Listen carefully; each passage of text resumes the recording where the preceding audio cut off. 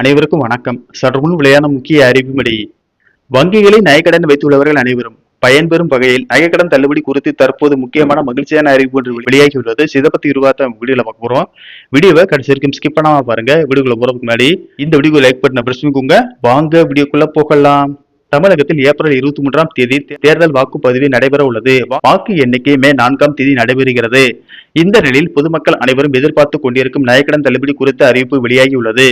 கடந்த 2021ஆம் ஆண்டு திமுக அரசு ஆட்சிக்கு வந்த போது 5 சவரன் வரையிலான நகைக்கடன்களை தள்ளுபடி செய்வதாக அறிவித்து சுமார் 6000 கோடி ரூபாய் மதிப்பிலான கடன்கள் தள்ளுபடி செய்யப்பட்டன. அதே போல அரசியல் கட்சிகள் தங்களது தேர்தல் அறிக்கையில் மீண்டும் நகைக்கடன் தள்ளுபடி குறித்த அறிவிப்பை வெளியிடும் என கூறப்படுகிறது. குறிப்பாக திமுக அதிமுகவின் தேர்தல் அறிக்கையில் நகைக்கடன் தள்ளுபடி குறித்த அறிவிப்பு விரைவில் வெளியாகும் என கூறப்படுகிறது. இதனால் மக்கள் கூட்டுறவு வங்கிகளில் போட்டி போட்டு நகைகளை அடகு வைத்து வருவதாகவும் தகவல்கள் வெளியாகி வருகின்றன. ஒருவேளை 2 திராவிட கட்சிகளும் நகைக்கடன் குறித்த தள்ளுபடி அறிவித்தால் எந்த கட்சி ஆட்சிக்கு வந்தாலும் நகைக்கடன் தள்ளுபடி செய்யப்படும் என்பதால் மக்கள் குஷியாக உள்ளனர். நகைக்கடன் தள்ளுபடி செய்யப்படுவதற்கு பல்வேறு நிபந்தனைகள் உள்ளன. நகைக்கடன் தள்ளுபடிக்கு குடும்ப அட்டை ஒன்றிற்கு 5 சவரன் அல்லது அதற்கு குறைவாக அடகு வைத்திருப்பவர்கள் மட்டுமே தகுதியுடையவர்கள். தொடக்க வேளாண் கூட்டுறவு சங்கங்கள், மத்திய கூட்டுறவு வங்கிகள் மற்றும் நகர கூட்டுறவு வங்கிகளில் பெற்ற கடன்களுக்கு மட்டுமே இது பொருந்தும். நகைக்கடன் தள்ளுபடி பெற சரியான ரேஷன் கார்டு மற்றும் ஆதார் விவரங்கள் இணைக்கப்பட்டிருக்க வேண்டும். ஒரு குடும்பத்தில் உள்ள அனைவரும் சேர்ந்து வாங்கிய மொத்த நகைக்கடன் அளவு 5 சவரனுக்குள் இருக்க வேண்டும்.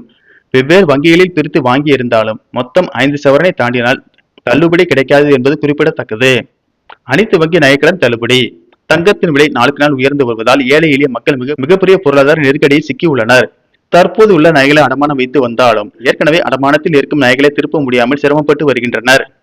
கடந்த முறை நகைக்கடன் தள்ளுபடி செய்யப்பட்ட போது சில நிபந்தனைகளால் சிலருக்கு இந்த தள்ளுபடி கிடைக்கவில்லை. இந்த முறை இந்த நிபந்தனைகள் இல்லாமல் அனைவருக்கும் நகைக்கடன்கள் தள்ளுபடி செய்யப்பட வேண்டும் என்றும் கூட்டுறவு வங்கியில் மட்டுமில்லாமல் அனைத்து வங்கிகளில் பெறப்பட்ட நகைக்கடன் தள்ளுபடி செய்யப்பட வேண்டும் என்று மக்கள் கோரிக்கை விடுத்துள்ளார்கள். இந்த கோரிக்கைகளை அரசு பரிசீலித்து வருவதாகவும் இதற்கான அறிவிப்பு விரைவில் வெளியாகும் என்று தகவல்கள் தெரிவிக்கின்றன. நன்றி, வணக்கம்.